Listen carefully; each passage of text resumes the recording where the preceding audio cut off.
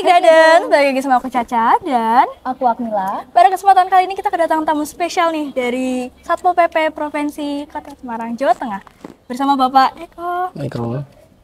Selamat pagi, Selamat pagi, adik-adik. gimana kabarnya Bapak? Alhamdulillah luar biasa ini. Selamat Sehat. datang di SMK Negeri 11 Semarang. Terima kasih. Suatu kehormatan bagi kami dapat berbincang dengan Bapak pada Oke, hari ini. Kali ini kita akan membahas tentang isu yang sangat penting ya dan sering Betul. sekali terjadi di sekitar kita, yakni seputar bullying. Di sini kita bakalan saling berbagi betul. informasi dan juga peran kita dalam menjaga lingkungan kita supaya bebas dari perilaku bullying. Yuk ikutin podcast kita karena perubahan berawal dari pemahaman bersama. Nah, dari yang saya amati nih Iya. Pak, di media sosial, terus juga televisi, itu kan tugas dari Satpol PP untuk mengamankan atau menertibkan Oke. pedagang kaki lima. Oh, gitu ya. Jadi sebetulnya tugasnya Satpol PP selain itu apa sih Pak? Iya. Jadi Caca. di Caca, di Akmila, ternyata bener ya. Selama ini stigma Satpol PP di masyarakat itu masih sama. Jadi intinya, nek ada Satpol PP itu pasti lagi ngejar-ngejar PKL. Iya. Ada Satpol PP lagi garui adik-adik yang ada di lampu merah. Melalui badut, manusia silver, pengemis dan sebagainya. Itu memang yang masih terstigma sampai dengan ini. Kita lagi berupaya Satpol PP Provinsi Jawa Tengah untuk merubah stigma itu. Karena sebenarnya tugas dari Satpol PP sesuai amanat Undang-Undang Nomor 23 tahun 2014 tentang pemerintahan daerah, Satpol PP adalah bertugas untuk satu menegakkan perda dan perkada. Perda itu adalah peraturan daerah, perkada itu peraturan kepala daerah. Jadi kami Satpol PP menegakkan peraturan yang sudah dibuat di daerah itu, baik di provinsi maupun di kabupaten kota. Kemudian yang kedua adalah menyelenggarakan Tibum Tranmas, ketertiban umum dan ketentraman masyarakat. Makanya itu tadi, kami sebenarnya bukan kata-katanya ngoyai, mengejar itu enggak, kami menertibkan. Jadi diksinya itu tolong nanti bisa dirubah ya, menertibkan dengan mengejar itu kan beda. Iya, Pak. Gitu kan? Jadi ruang jalan ataupun perempatan jalan itu kan memang tidak diperuntukkan untuk berdagang, berjualan, aktivitas lain seperti yang menari jalanan itu, mengamen itu kan lah, makanya kita tertibkan. Dan kami tidak berusaha untuk dalam arti mencari-cari mereka itu enggak, gitu kan, bahwa kami ini kan memang sudah aturan harus kita tegakkan, makanya kita tertibkan dan kita tertibkan teman-teman yang itu pasti kita bawa ke suatu tempat instansi yang nanti berwenang untuk memberikan pembinaan lebih lanjut gitu. Jadi Dan harus mengikuti peraturan juga ya, intinya Pak? seperti itu. Jadi selama ini di sini itu ya sewajarnya memang kita karena bahasa media mungkin seperti itu jadi seolah-olah Satpol PP yang garang, sangar gitu kan, menakutkan. Nah, ini kita coba merubah stigma itu dengan kami hadir di sekolah-sekolah dengan program Satpol PP Goes to School. Dan yang terakhir adalah tugas dari Satpol PP adalah menyelenggarakan perlindungan masyarakat. Salah satunya kita wujudkan dengan ini. Kami berusaha datang ke sekolah-sekolah untuk mencegah tadi kejadian bullying yang terjadi di sekolah-sekolah. Karena kita tahu beberapa akhir ini banyak viral ya. Nah, itu di medsos bullying yang melanda adik-adik kita di wilayah lain sampai seperti itu. Alangkah sakitnya itu bisa terjadi. Kasihan kan generasi muda kalau sampai harus hancur masa depannya gara-gara bullying itu. Jadi selama menjadi bertugas sebagai Satpol PP ini Pak, apa sih tantangan yang paling utama yang dihadapi oleh? Tantangannya banyak sekali, jadi kita pengen berusaha tadi yang kata-kata menertibkan seolah-olah di media itu menjadi kata-kata yang sangar, yang garang gitu. Padahal sebenarnya kita tidak. Lah itulah merubah stigma itu tidak semudah kita membalikkan telapak tangan. Tantangan yang luar biasa karena jumlah kami, SDM kami lebih sedikit dari jumlah masyarakat. Jadi perbandingan jumlah Satpol PP dengan masyarakat belum memenuhi standar. Makanya banyak beberapa tempat yang mungkin belum bisa kami hadir. Makanya kami butuh bantuan dari masyarakat untuk melaporkan kejadian yang terkait tadi pelanggaran Trans-Tribun maupun pelanggaran-pelanggaran lainnya ke kami. Ini akan coba kita tidak lanjuti. Nanti kita perlu bersinergi baik dari sekolah, masyarakat untuk nanti bisa bekerja sama intinya kan satu, biar masyarakat jadi tentram, tertib, ya nanti akan sekali. merasa aman dan melakukan aktivitas itu jadi tidak masalah gitu, Nji. Merasa Seperti aman, itu. gitu. Nji. Kalau dari langkah-langkah Satpol PP sendiri untuk menghilangkan stigma-stigma buruk yang diberikan oleh masyarakat itu gimana, Pak? Nji. Ya salah satunya ini dengan kita program Satpol PP Gusto School itu ya, Nji. Bahwa waktu itu kepikirannya kan gini, oh ternyata yang selama ini melek teknologi, nah itu kan adik-adik di sekolah ya, di SMA, SMK, yang itu alhamdulillah sejak tahun 2017 sudah masuk ke kewenangan provinsi, ya. Makanya kami berusaha mengajak Gen Z, ya, adik-adik semua kan Gen Z ya, Gen Z yang sudah sangat melek sekali dengan teknologi itu. Makanya kami berusaha, oh kita harus mau nggak mau masuk ke dalam itu. Jadi kita berusaha Satpol PP ramah kepada pelajar. Kita berusaha mengaktifkan beberapa media sosial kita. Ada di Instagram, ada di Twitter, ada YouTube juga, Facebook. Nanti silakan adik-adik semua di add, follow, komentar di akun media sosial yang dari Satpol PP. Jangan lupa di-follow ya, buat ngikutin Satpol PP. updates-nya, Iya, luar biasa. Jadi kami mau, adik-adik semua jangan takut lagi lah sama Satpol gitu loh. Ayo kita semua gabung sama Satpol. Kita bisa diajak kok interaksi dengan apapun gitu kan. Kami tunggu sebenarnya itu rencana adik-adik, kan sekarang kayaknya ada program P5 ya. Oh iya, betul sekali. Yang P5 baru itu kemarin. yang kegiatan outing, cobalah datang ke kantor Satpol. Nah, silahkan nanti mau bagaimana sih caranya kerja Satpol, gitu. Gedungnya Satpol seperti apa yang dikatakan di media itu benar enggak sih, kan bisa tahu sendiri interaksinya nanti. Silahkan nanti terbuka, kami Kak Satpol PP ada di Jalan Imam Bonjol 156 160 di Semarang, arah stasiun Poncol itu. Nah, silakan nanti sampaikan ke Bapak Ibu guru kalau mau kegiatan outing ataupun saat jenengan melaksanakan kegiatan yang mendatangkan narasumber, silakan undang Satpol. Kita tidak masalah semua. Nah, jadi Bapak sebenarnya dalam rangka apa sih Bapak mengadakan Gusto School ini? Dalam rangka apa? Dalam rangkanya kalau secara garis besar itu tadi kita hadir sebagai amanat dari undang-undang untuk melaksanakan menyelenggarakan perlindungan masyarakat. Salah satunya adalah masyarakat di sekolah. Karena betapapun adik-adik semua adalah masa depan bangsa yang harus kita jaga ini bersama. Kita tahu bahwa kondisi saat ini lagi marak-maraknya bullying. Jangan salah, Indonesia itu peringkat kelima. Bullying di dunia ada di Indonesia. Tinggi sekali. Iya, 49,19 juta pelajar, 41%-nya pernah menjadi korban bullying. Itulah yang kita sangat prihatin sekali. Indonesia yang luas wilayahnya dari Sabang sampai Merauke, tapi ternyata tingkat bullyingnya sangat tinggi. Nomor 5 di dunia. Di bawah nomor 1 Filipina, nomor 2 Brunei Darussalam, nomor 3 Dominika, nomor 4 Maroko. Indonesia nomor 5 itulah. Inilah kita prihatin sekali kondisi seperti itu. Makanya kita dalam program Satpol PP Gusto School beberapa temanya yang tahun ini kebetulan ya itu tadi kita pengen mencegah bullying terjadi dan nanti semoga di seluruh sekolah di Jawa Tengah sudah tidak ada lagi bullying seperti itu. Kalau dari Bapak sendiri ini pernah menangani kasus bullying gitu? Kalau secara langsung kami Satpol PP belum pernah, karena memang kewenangan penegakan bullying di sekolah ada di masing-masing sekolah. Kan kami ada unit di sekolah ada OSIS, kemudian ada tadi di SMK 11 ini luar biasa ada pasukan khusus yang untuk tadi melakukan pembinaan kepada teman-teman. Memang harus didorong seperti itu. Kalau kadang dengan guru itu kan agak sungkan atau gimana, tapi kalau dengan teman sini mosok kono ora mesake karo aku tugasnya seperti ini kan akhirnya jadi empatinya muncul sendiri. Oh, saya tak menjaga wong teman saya ditugasi itu mosok saya malah bikin mereka susah. Kan enggak seperti itulah. Makanya kami berusaha Satpol PP hadir di rangka pencegahan dulu. Jadi kita jangan sampailah daripada mengobati itu kan lebih sulit. Nih, lebih baik dicegah di awal, kita berikan sosialisasi, salah satunya nanti ada kampanye cegah anti bullying di sekolah. Kami semua pengen sekolah-sekolah, apalagi ini kan SMK gitu, tahu sendiri ya, sama kan stigmanya SMK di masyarakat itu kan sama, wah seneng tukaran, seneng tawur lah.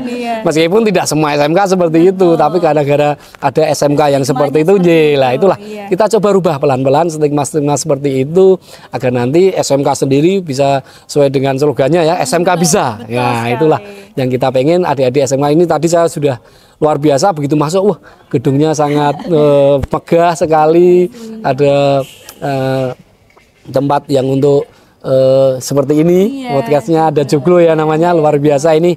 Dan lingkungannya saya pikir sangat hijau sekali, asri, banyak tanaman dan ini semoga nanti bisa jadi contoh buat teman-teman di SMK yang lainnya. Luar biasa. Jadi langkah-langkah dari pihak Satpol PP sendiri untuk mencegah bullying itu bagaimana? Selain untuk sosialisasi. Kami senantiasa dalam mencegah ini kan tidak mungkin kita hanya bekerja sendiri, karena sesuai dengan arahan dari Kementerian Pendidikan dan Kebudayaan bahwa penghentian atau pencegahan bullying itu harus diawali dari diri kita sendiri. Maksudnya diri dari adik-adik yang ada di sekolah itu. Saat menjadi korban, jangan sampai lagi nanti menjadi pelaku malahan. Itu harus dicegah. Makanya begitu kita melakukan bullying ke depannya ataupun tadi jadi korban, jangan dendam. Putuslah upaya bullying itu dari diri kita. Saat kita melakukan sebagai korban, jangan sampai kita nanti menjadi pelaku berikutnya. Kita putus itu. Kemudian yang kedua kan pasti dari keluarga. Jika kita ada di keluarga yang senantiasa baik, kemudian penuh rasa menghormati, keluarga sayang, itu saya pikir itu bisa menjadi cara untuk mencegah. Karena kita bagaimanapun hanya hidup di sekolah dan di keluarga. Kalau di keluarga mendukung, insya Allah nanti di sekolahnya juga baik. Dan yang ketiga pihak sekolah itu tadi, kita di sekolah pasti mengenal yang namanya guru BP.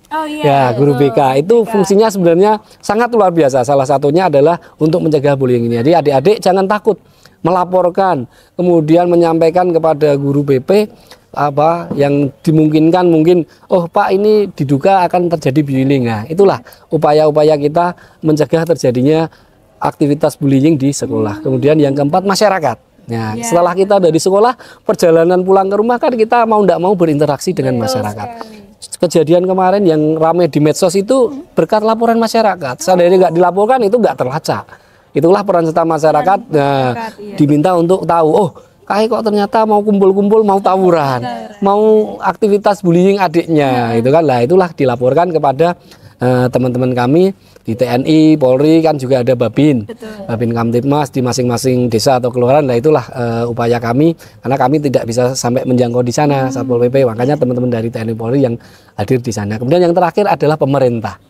Pemerintah harus berperan besar dalam mencegah bullying, salah satunya dengan menerbitkan peraturan Permendikbud nomor 46 tahun 2023 tentang pencegahan dan penanganan kekerasan di lingkungan satuan pendidikan. Itu peraturan yang terbaru. Jadi adik-adik nanti silakan browsing aturan yang itu di internet, bahwa pemerintah sudah memiliki upaya untuk mencegah terjadinya bullying itu. Kemudian kami Satpol PP menjadi bagian dari pemerintah yang kepanjangan tangannya di daerah. Salah satunya ini sosialisasi dan gerakan kampanye anti bullying di sekolah. Itu bentuk-bentuk upaya yang kita lakukan. Kalau dari ini ya, sepengalaman Bapak atau mungkin yang sering terjadi lah di sekitar, motif-motif dari pelaku bullying itu apa?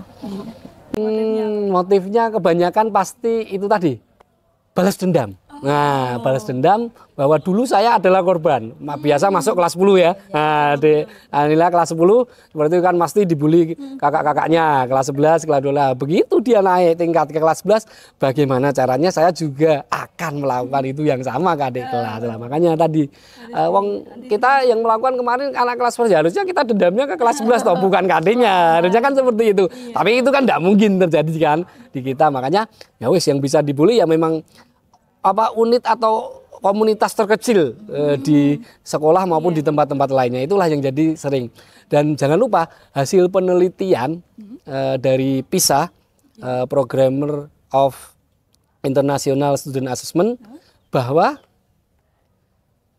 yang sering menjadi korban bully jenis kelaminnya apa? Perempuan. Salah.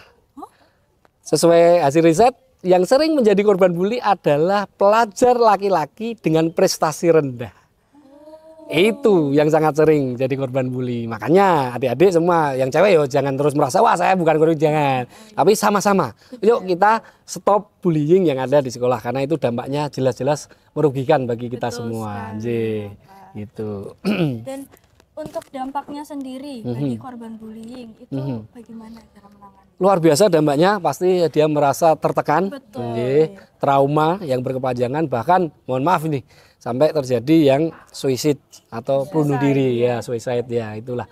Kita berupaya, oh ya adik-adik nanti kalau memang ada teman-temannya tolong saling menjaga, bahwa kita amati teman-teman kita yang cenderung menyendiri gitu kan, dia merasa sering tidak bergaul dengan teman-teman, itu didekati.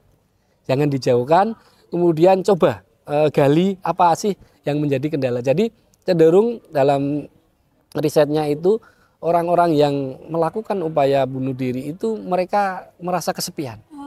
Padahal ada di tengah keramaian, seperti itulah.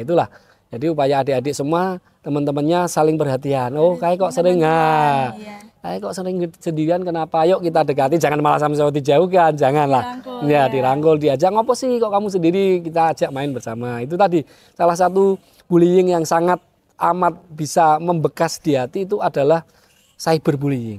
Di medsos dia dikasih komen-komen yang negatif, hate speech gitu kan. Akhirnya dia kan jadi down gitu kan. Menghilangkan akunnya sendiri sampai akhirnya nggak terlacak sampai ya kejadian-kejadian yang tidak kita harapkan yang itulah. Jadi tolong nanti teman-teman semua yang ada di SMK 11 speak up. Nah, jadi berbicaralah. Jangan jadi yang pendiam gitu kan. Biar nanti kita semua tahu minimal cerita gitu kan. Sampai yang di internet itu cobalah update status biar tahu nek HP pun masih aktif gitu. Seperti itu nggih. Iya. Coba seperti itu biar nanti teman-teman jadi tahu oh kayak ternyata ada masalah ini. Coba kita setidaknya meskipun kita tidak bisa menyelesaikan masalah tapi kita mendengar. Jarang loh orang yang mau mendengar, bener kan? Sampai masalahnya itu terpendam. Betul, itu harus kita cegah dari awal gitu. Kalau tadi itu kan udah dampak dari korbannya yang emang sangat merugikan ya. Betul sekali. Tapi kalau secara pelaku untuk penanganannya sendiri supaya biasanya pelaku ini biar jerah. Nah, ini yang kadang kita sulit karena kami di Satpol PP kan tidak bisa melakukan upaya paksa yang sampai ke pidana gitu kan. Cuma beberapa teman kami di Polri kan pasti akan berusaha yang adik-adik terlibat bullying itu pasti dipanggil dulu di kantor polisi. Kemudian di interogasi dan kemudian sampai mungkin ditahan di sana meskipun tidak dimasukkan ke dalam sel ya. Jadi itu upaya untuk membuat jerah. Kemudian kita undang dari pihak sekolah dan orang tua. Biar mereka ya punya rasa malu kan. Oh ngapain kok saya sampai orang tua saya dipanggil ke kantor polisi, kepala sekolah di kantor. Itu loh upaya-upaya untuk membuat mereka jerah melakukan bullying. Tapi selain itu tadi yang awal bahwa diri sendiri itulah. Bahwa kita sebagai umat beragama harusnya lebih mendekatkan diri kepada Tuhan Yang Maha Esa. Kan semakin kita beriman, maka upaya-upaya tadi yang pengen menyakiti orang lain itu pasti akan hilang. Jadi kita akan berangkat dari sama. Umat manusia kan kedudukannya sama. Yang membedakan kan tingkat imannya kan. Nah itulah makanya kalau dia dekat dengan agama, insya Allah nanti upaya dia kemudian pikirannya dia untuk melakukan bullying, saya pikir tidak mungkin terjadi lagi. Betul sekali. Kalau cara mengatasinya sendiri untuk cara mencegah terjadi bullying di lingkungan sekolah itu kira-kira gimana Pak? Banyak hal salah satunya yang kita lakukan tadi barusan ada kampanye sosialisasi, adik-adik juga bisa ikut kegiatan yang ada di sekolah.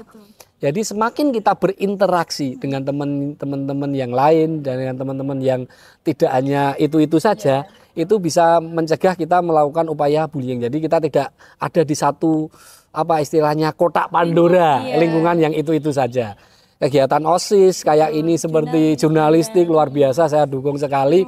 Adik-adik aktivitasnya luar biasa sampai bisa kegiatan liputan ini. Insya Allah nanti kan waktu dan pikiran jelek kita tentang untuk menyakiti orang kan hilang. Karena aktivitas kita itu tadi ya, kesibukan.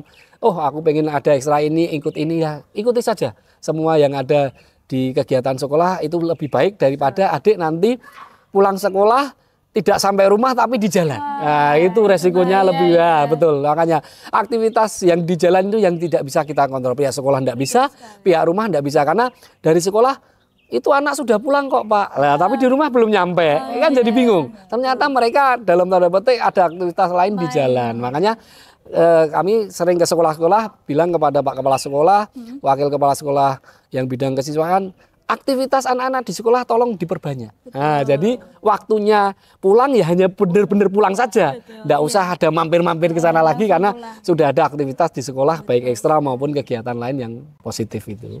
Baik. Itu tadi podcast kami bersama Bapak Eko. Terima kasih waktu dan kesempatannya. Ya, oke, luar biasa. Boleh nutup dengan pantun nggak? Boleh, silakan Bapak, silakan. Senang berpantun ini gitu kan. Jadi adik-adik semua SMK Negeri 11 yang saya cintai dan saya banggakan, terima kasih sudah menerima kami Satpol PP Provinsi Jawa Tengah untuk hadir bersama di kegiatan Satpol PP Goes to School. Betul. Saya tutup dengan pantun, ya, kasih cakep ya nanti. Ya. SMK Negeri 11 dulu namanya STM Grafika. Cakep. Sobat Grafi dan Vika, sapaan siswa-siswinya. Cakep. Satpol PP Goes to School hadir di SMA dan SMK. Cakep. Biar kita semua jadi bahagia. Terima kasih.